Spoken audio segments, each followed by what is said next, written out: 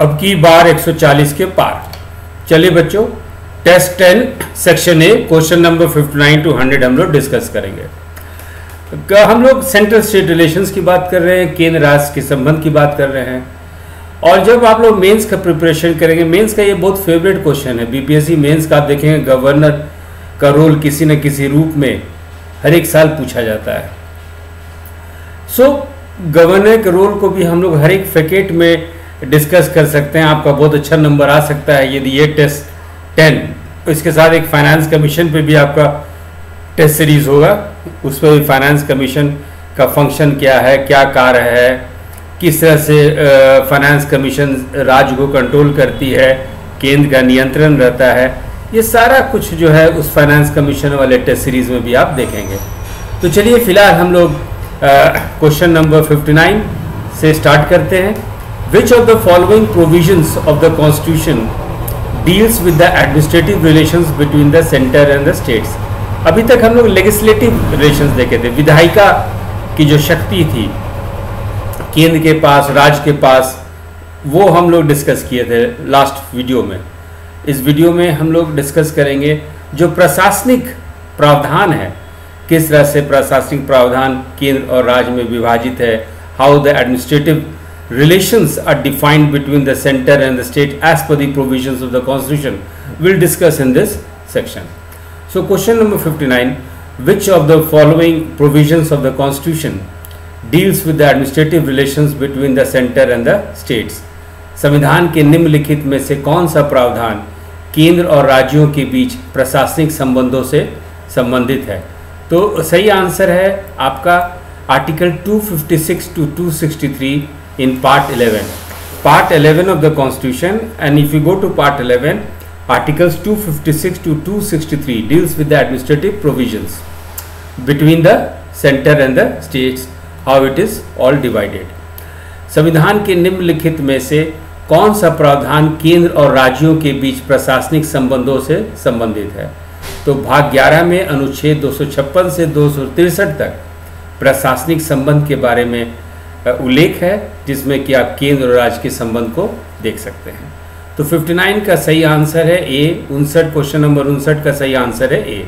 Question number 60, ये देखिए, इन respect of concurrent list who has the executive powers?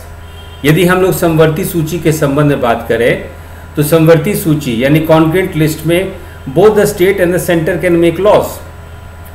Suppose concurrent list में centre makes a law, state doesn't make the law. लेकिन मान लीजिए समवर्ती सूची में कोई भी लॉ बनता है, कोई भी विधायिका, कोई भी कानून बनता है।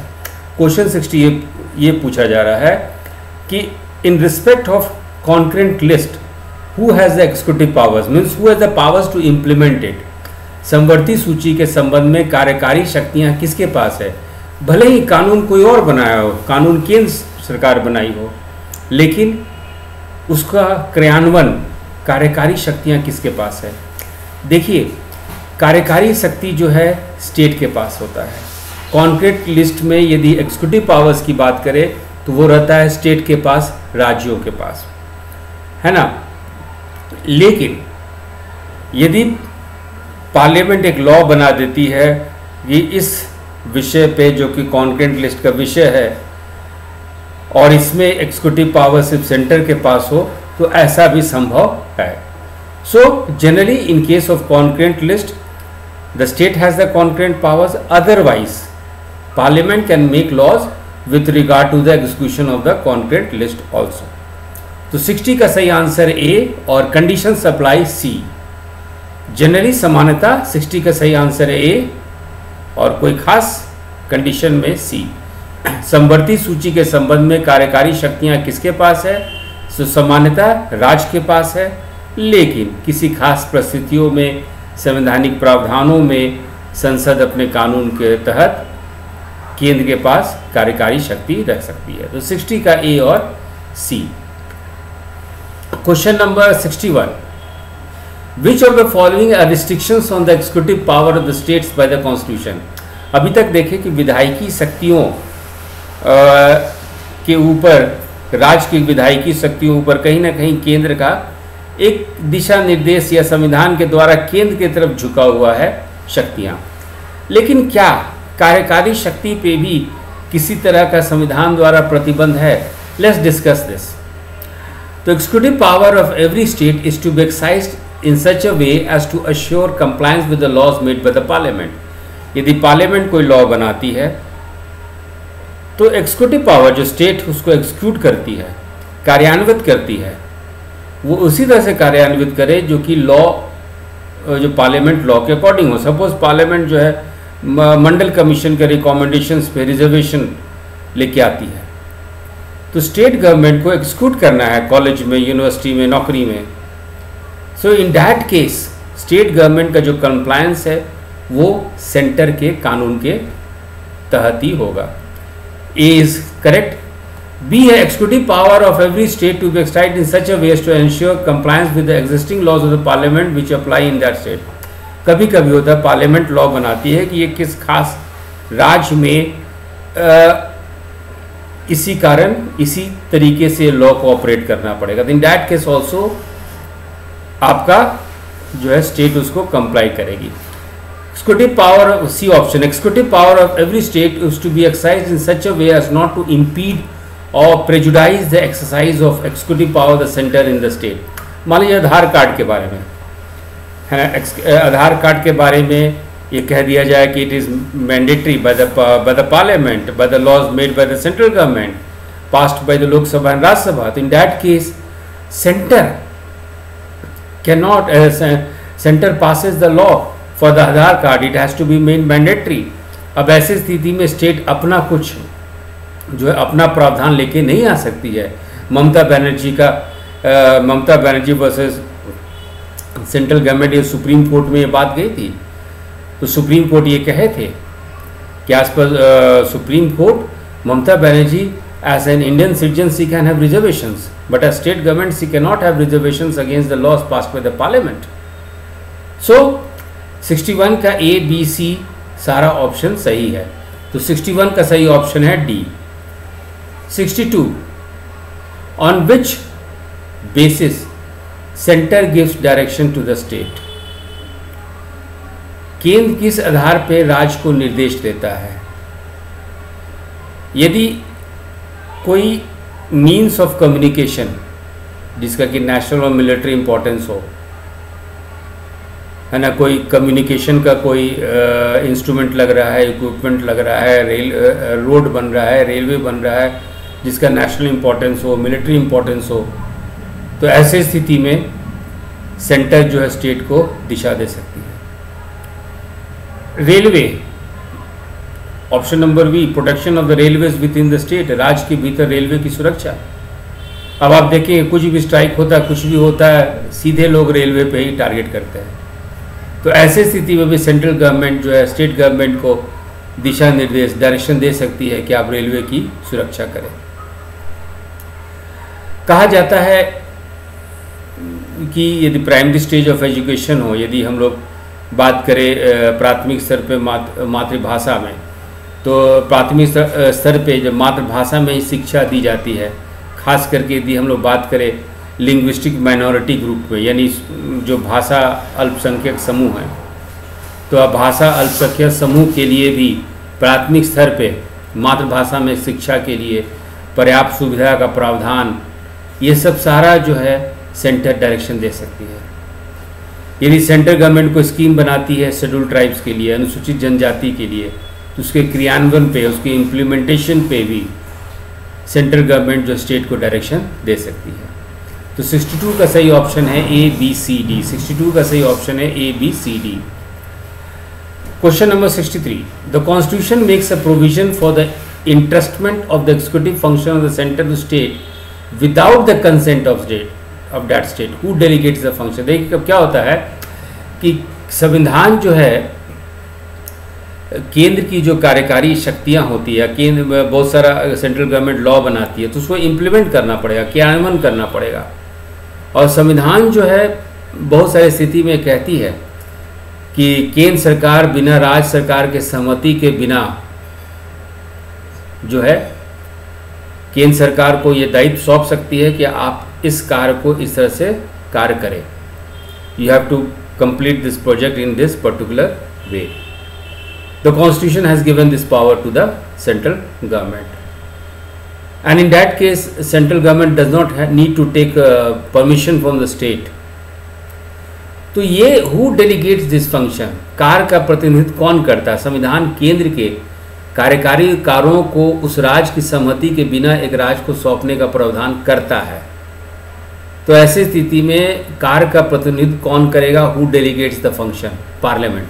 इन that case only the parliament will delegate to the state that you have to finish this work in such a way. 63 का है सही ऑप्शन ए. अब क्या होता है 64. Which of the following are all India services? जो all India cadre के आधार पे है, जो कहीं भी आप यदि एसपी हैं, आईपीएस ऑफिसर हैं, तो हो सकता है आपको बिहार कैडर मिला हो, लेकिन आप डेपुटेशन पे आप सेंटर भी जा सकते हैं, किसी और स्टेट भी जा सकते हैं, क्योंकि ऑन ऑल इंडिया सर्विस. तो which of the following are all India services? निम्नलिखित में कौन सी अखिल भारतीय सेवाएं हैं? आईएएस हैं, आईपीएस हैं, आईएफएस हैं, इंडियन फॉरेस्ट सर्विस. तो 64 का सही ऑप्शन है D, all the options. Who has the ultimate control over the all India services? अखिल भारतीय सेवाओं, यदि आप आईएएस आईपीएस बनते हैं तो अल्टीमेट कंट्रोल, अंतिम नियंत्रण, आपका सीआरवार जो है, अल्टीमेटली आपका पेंशन स्कीम, सारा कुछ, वो कंट्रोल किसके पास है? वो कंट्रोल है सेंट्रल गवर्नमेंट. यदि आप आईएएस हैं या कोई भी ऑल इंडिया सर्विसेज का अल्टीमेट कंट्रोल, अंतिम नियंत्रण सेंट्रल गवर्नमेंट के पास रहता है. 65 ए. लेकिन immediate control all India services के पास किसका रहता है? Immediate control. आप आईएएस बने, आपको यूपी का ऑर्डर दे दिया गया, तो इमीडिएट कंट्रोल, तत्काल नियंत्रण, वो रहता है केंद्र सरकार, राज्य सरकार के पास, माफ कीजिएगा. तो immediate control over the all India services are with the state government. तत्काल नियंत्रण राज्य सरकार के पास रहती है. आप आईएएस है, आईपीएस है, आईएफएस हैं, तो ऐसे स्थिति पे. चलिए अगला question, question number 67. Which article of the constitution authorizes the parliament to create new all India service on the basis of a Rajya Sabha resolution? यदि राज्यसभा चाहे तो एक रेजोल्यूशन बना सकती है, एक प्रस्तावना ला सकती है कि और भी कुछ अखिल भारतीय सेवाओं की जरूरत है ना. Rajya Sabha has a power that through a resolution they can go for a creation of new all India services. So Rajya Sabha authorizes the parliament. Rajya Sabha अधिकृत करती है संसद को कि और भी नई अखिल भारतीय सेवा की जरूरत है. ये कौन सा अनुच्छेद कहता है? आर्टिकल 312, आर्टिकल 312, आर्टिकल अनुच्छेद 312, आर्टिकल 312. 67 का सही ऑप्शन है ए.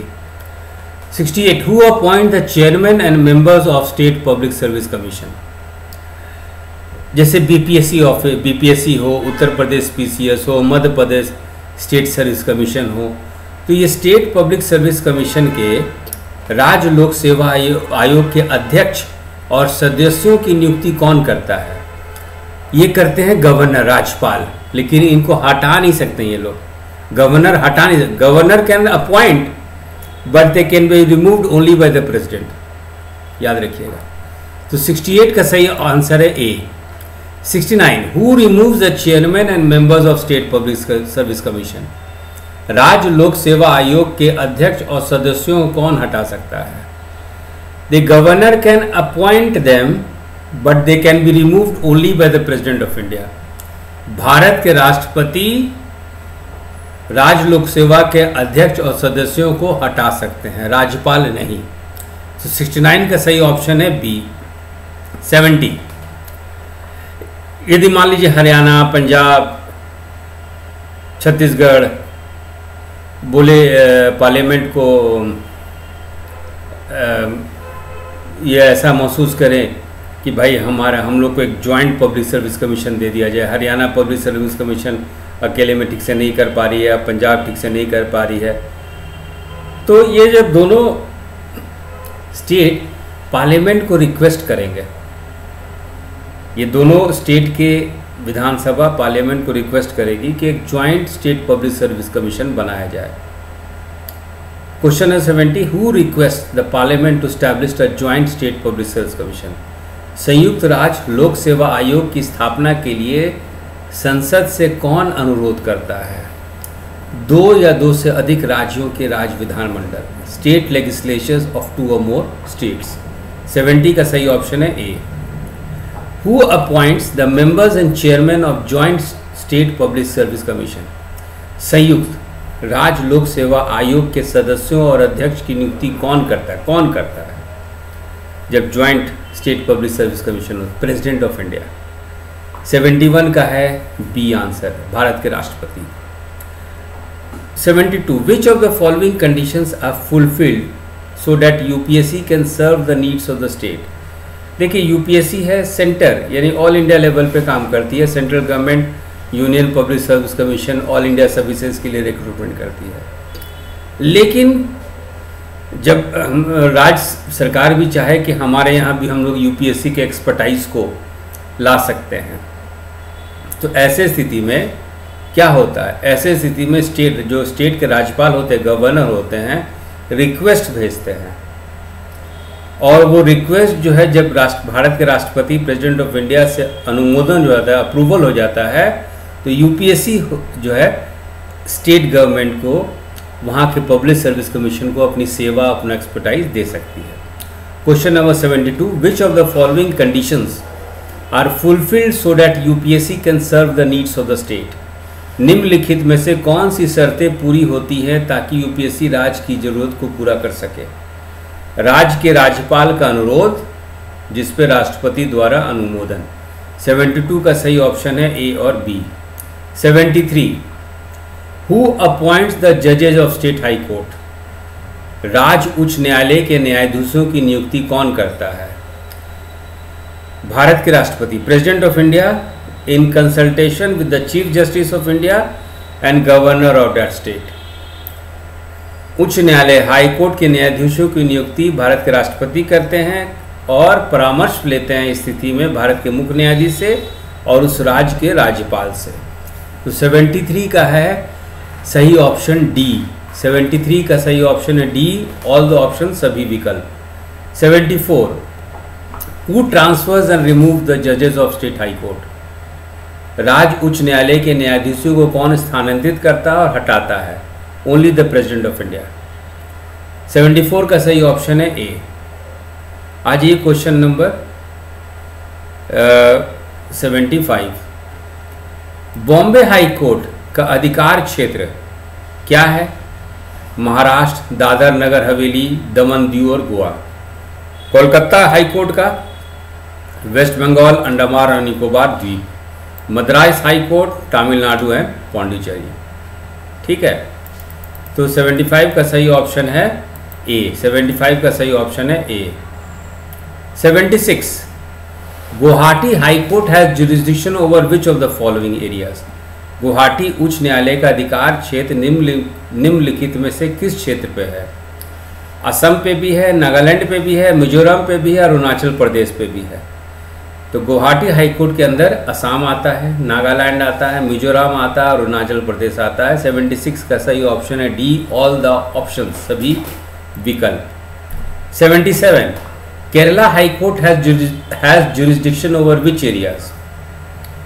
केरला उच्च न्यायालय का अधिकार क्षेत्र कौन कौन सा है? केरला और लक्षद्वीप द्वीप। लक्षद्वीप जो द्वीप है, लक्षद्वीप आइलैंड्स और केरल, ये दोनों क्षेत्र जो है केरला हाई कोर्ट के अंदर आता है। 77 का सही ऑप्शन है ए और B. Punjab and Haryana high court has jurisdiction over which area. Punjab और हरियाणा उच्च न्यायालय का अधिकार क्षेत्र किस क्षेत्र पे है? तो पंजाब, हरियाणा और चंडीगढ़। पंजाब, हरियाणा और चंडीगढ़। ठीक है, तो चलिए अगला क्वेश्चन हम लोग डिस्कस कर। Question number 79, article 355 lays down some duties on the central government. अनुच्छेद 355 जो है कुछ दायित्व, जिम्मेवारी, कर्तव्य केंद्र सरकार पे डालती है और केंद्र सरकार को उसका पालन करना है। Question number 79, which of the following are the duties imposed on the center by Article 355 of the Constitution to protect every state against external aggression. Yes, ये सही है। बाहर से कोई आक्रमण हो, वॉर हो, तो पूरे भारत को, राज्य को, यूनियन टेरिटरी को सेव करना है, प्रोटेक्ट करना है। To protect every state against internal disturbance, घर के अंदर भी, राज्य के अंदर भी कोई राइट हो, कोई लड़ाई झगड़ा हो, state has to be protected. यहाँ स्टेट का मतलब है राज्य। To ensure that the government of every state is carried on in accordance with the provisions of the constitution. जितनी भी सरकार है, जितने भी राज्य सरकार है, जितनी भी यूनियन टेरिटरी है, सबका काम संविधान के प्रावधान के अनुसार होना चाहिए। All the work should be carried on in accordance with the provisions of the constitution. It is the responsibility of the central government to ensure it. C is also correct. संविधान के अनुच्छेद 355 द्वारा केंद्र पर निम्नलिखित में से कौन से कर्तव्य लगाए गए हैं? बाहरी आक्रमण के खिलाफ हर राज्य की रक्षा करना, सही है। आंतरिक अशांति के खिलाफ हर राज्य की रक्षा करना, ये भी सही है। ये सुनिश्चित करने के लिए कि प्रत्येक राज्य की सरकार संविधान के प्रावधानों के अनुसार चलती है, ये भी सही है। तो 79 का सही ऑप्शन है डी, सभी विकल्प, ऑल द ऑप्शंस। 79 का सही ऑप्शन है डी, सभी विकल्प, all the options. Who appoints the state election commissioner? राज्य चुनाव आयुक्त की नियुक्ति कौन करता है? Governor.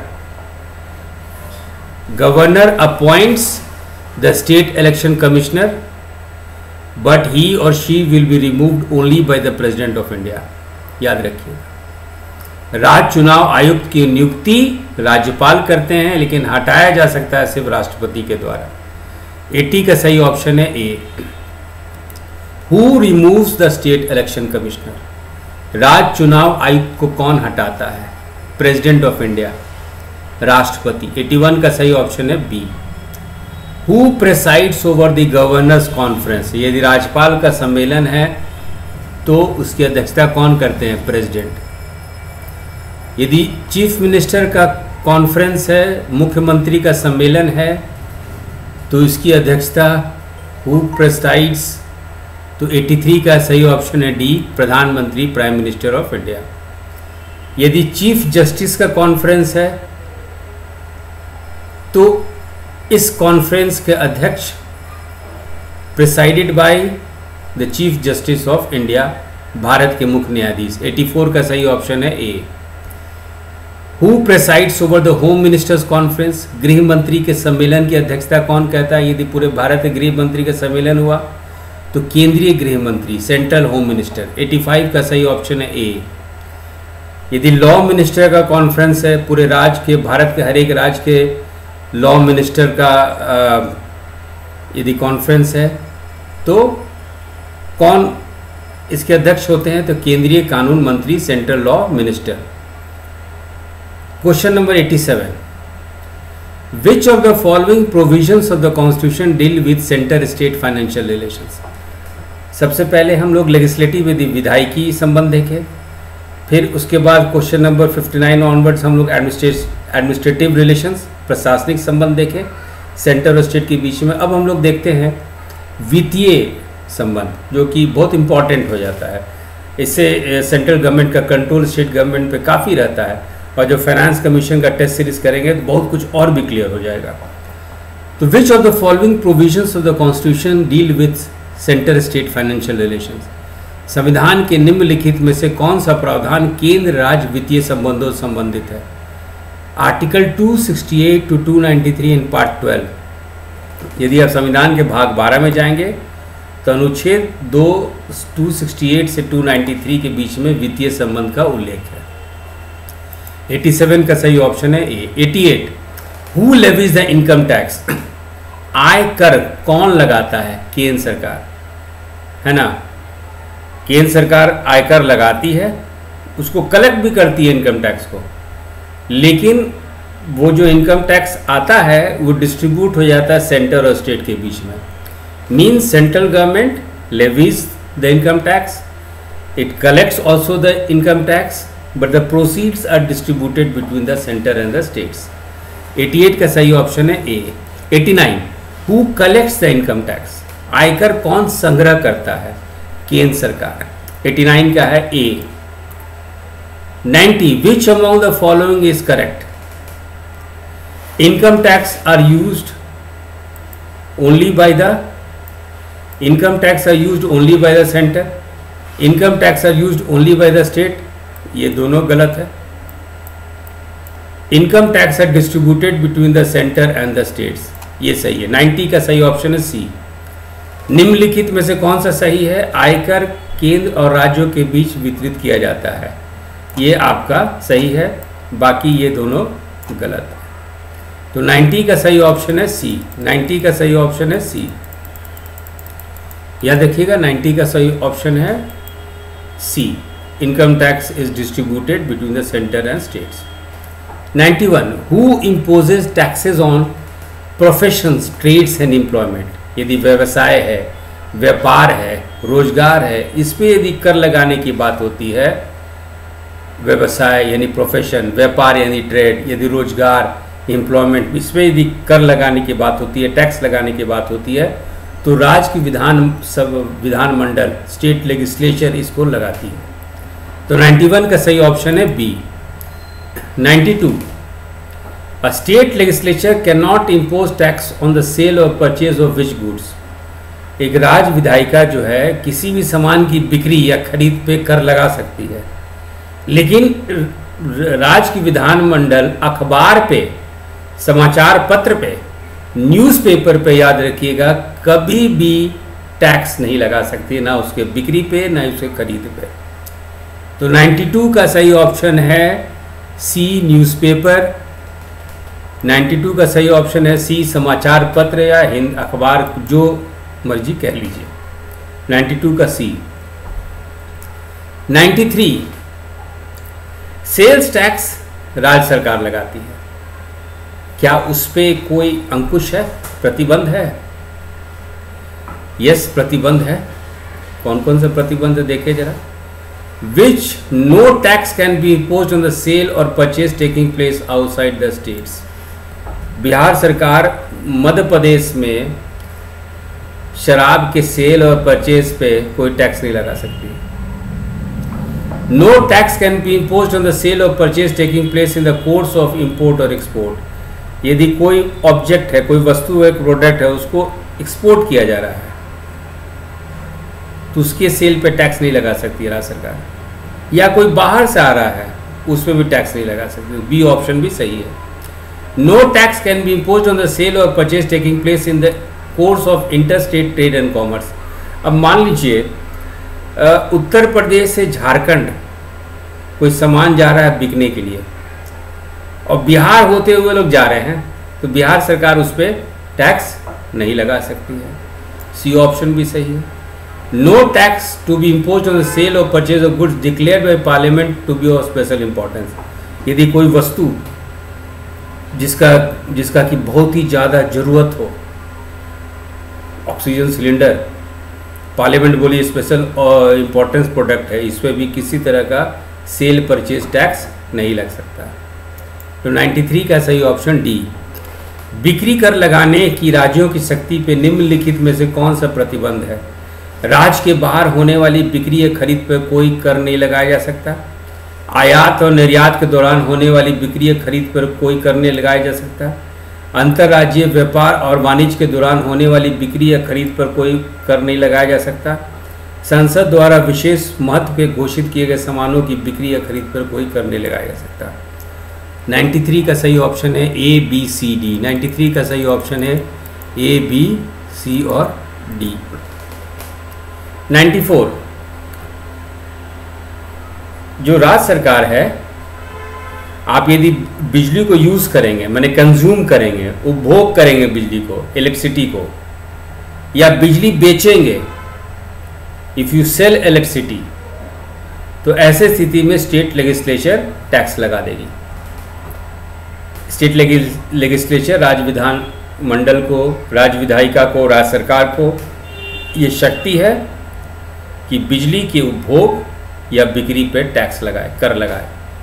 The state legislature has the power to impose tax on consumption और sale of electricity. But is there any exception? क्या इस पे अपवाद है?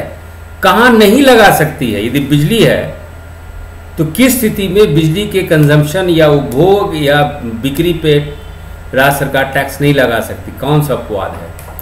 If it is consumed by the centre, यदि राज्य की बिजली को रेलवे में इस्तेमाल किया जा रहा है तो उस पर टैक्स नहीं लगेगा। If it is sold to the centre, यदि केंद्र सरकार को बेचा जा रहा है। If it is consumed in the construction, maintenance and operation of the railway, है ना, रेलवे के निर्माण में, मेंटेनेंस में यदि बिजली खर्च हो रहा है तो उस पर टैक्स नहीं लगाया जा सकता। हिंदी में देखिए 94, एक राज्य विधायिका बिजली की खपत या बिक्री पे कर लगा सकती है। निम्नलिखित में से कौन से राज्य विधानमंडल पे लगाए गए प्रतिबंध हैं बिजली को लेकर? यदि इसका सेवन केंद्र द्वारा किया जाता है, यदि केंद्र को आप बेच रहे हैं, यदि